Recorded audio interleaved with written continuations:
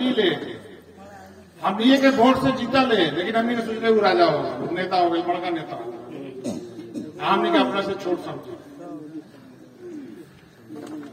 इहो सोच में हमने परिवर्तन आवे के जरूरत। अगर अपन विकास करे के चाहता नहीं तो कथी कहले नु एगो कि बच्चा जब जन्म लेवल तो चले ना आवले, धीरे धीरे धीरे धीरे चलल सीखल, दौड़ल सीखल, गिरल तो ओकरा अनुभव होकर के हेंती गिरल है तो वो ठीक है समझ जौन चलल है उहे आगाड़ी बढ़, जौन अपना में सुधार करल है उहे दूसरा ला कुछ कर सकता। सुधार हमने के अपना में करें। हम जब तक सत्य और असत्य के बीच में, धर्म और अधर्म के बीच में जब तक फर्क न हमने के करे के सीखा, अच्छा बुरा के बीच में जब तक हमने के फर्क करे के न सीखा तो हमने के उन्नति न हो सके, कभी न हो सके। आ फर्क करे के जो शक्ति है नु ओकरा के एगो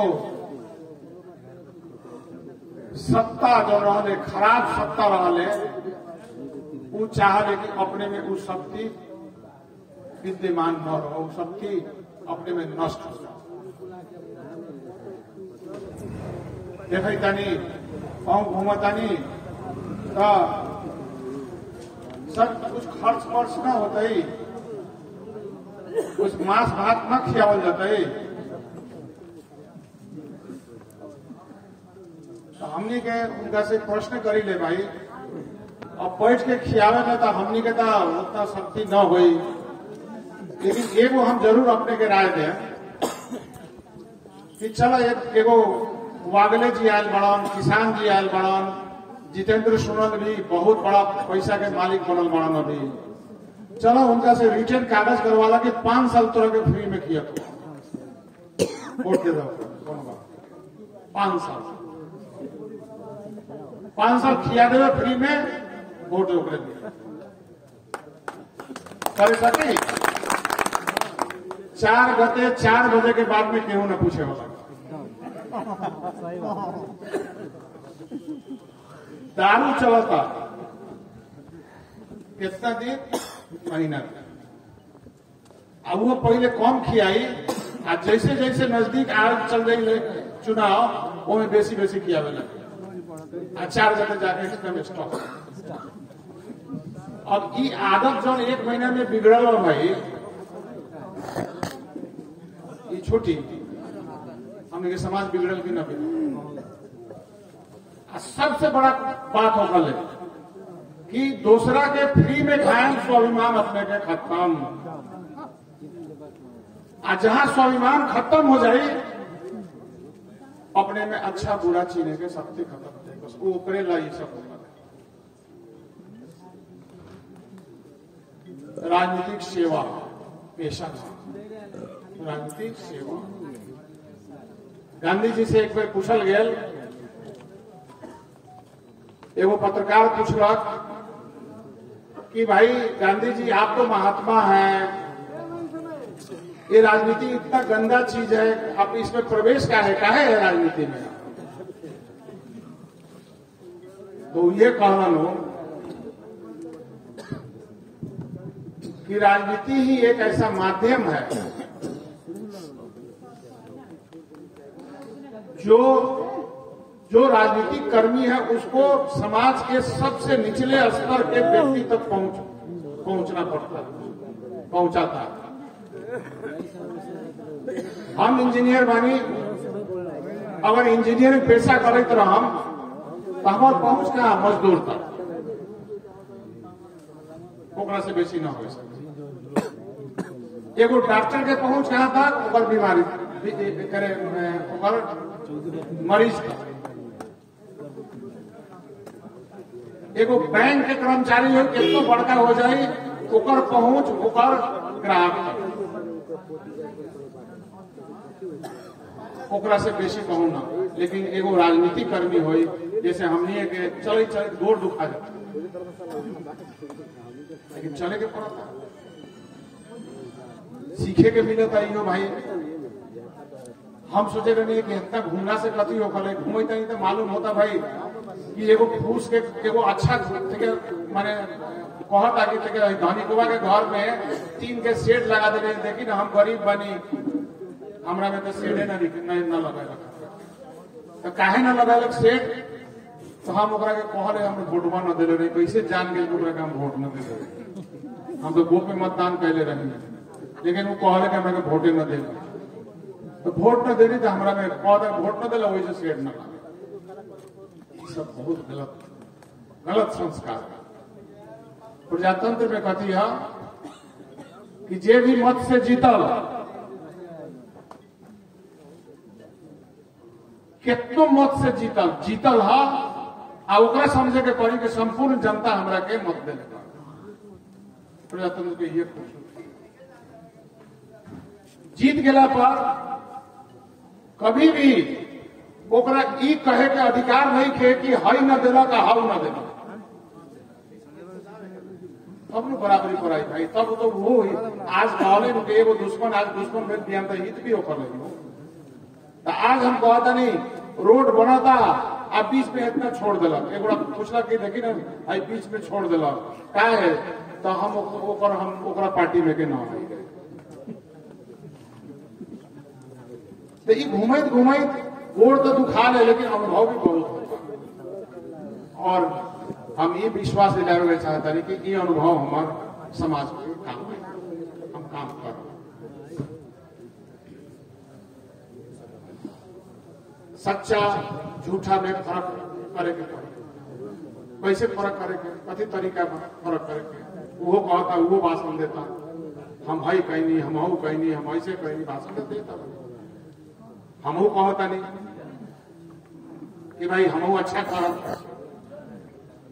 तो फर्क कैसे चुनिए, फर्क कैसे करें।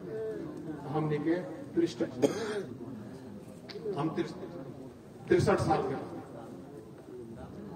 23 साल में हम इंजीनियरिंग पास करेंगे, 40 वर्ष के हम तो पूछो तो पहले बने नहीं तो अपने के पता लगा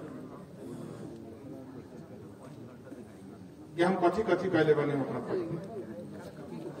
ओहो ओकरो वैसा के होते जीवन में कथी रहे आज कथी है।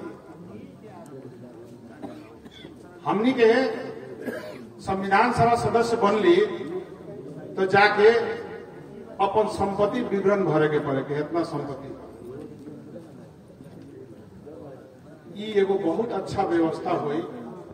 अगर संपत्ति के छानबीन होके जैसे हम आजू बानी आजू लड़त बानी फिर संपत्ति विवरण भर के हम दे दिया, तो पहले हमार संपत्ति कथी रहे आज कथी संपत्ति बा, बढ़ल बा तो काहे बढ़ल बा, घटल बा तो काहे घटल, एक सरकार के पास तो बात रिकॉर्ड में। हम रही गरीब रही एक बार राजनीति में नहीं आए, एक बार अमीर हो गए नहीं, बहुत धनिक हो गए नहीं, हम काहे धनिक हो गए, कहां से आ गए, कौन व्यापार तो नहीं खे। एकरा पर अनुसंधान होए के पड़ी। माननीय जी जीत के जइहन पार्लियामेंट में ये आवाज उठावे के पड़ी इनका, ये सख्त कानून बा लेकिन लागू नहीं। संपत्ति शुद्धिकरण कानून बा, काहे संपत्ति हमर पड़ आज सबसे ज्यादा छानबीन प्रतिनिधि सब हमनी सब पर जौन हमने के जीत के जाए जीत के जाइए ये पद पे हमने के अकबाल जी के हमने के चुनाव लड़ता नहीं, खर्च के भी व्यवस्था करे के पड़ता, घूमे के बाद तेल बा पेट्रोल बा सब बा, हमने के 2 जना मिल के खर्च के व्यवस्था करता नहीं। ये बेचारा बहुत थरन कि हम एगो बिरगंज में घर लगा वो बेच दे दिया।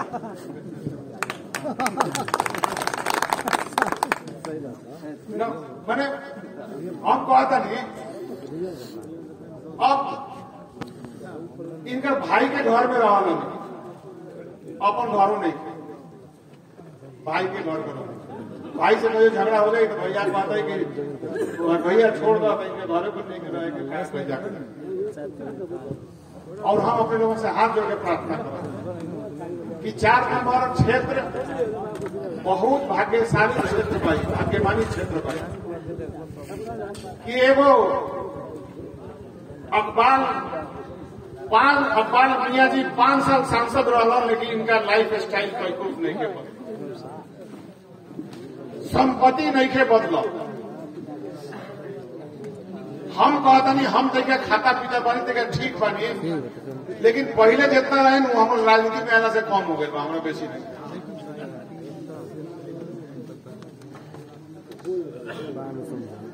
एगो कारण हम कह के देवनारायण चौधरी को बहुत सीधा साधा,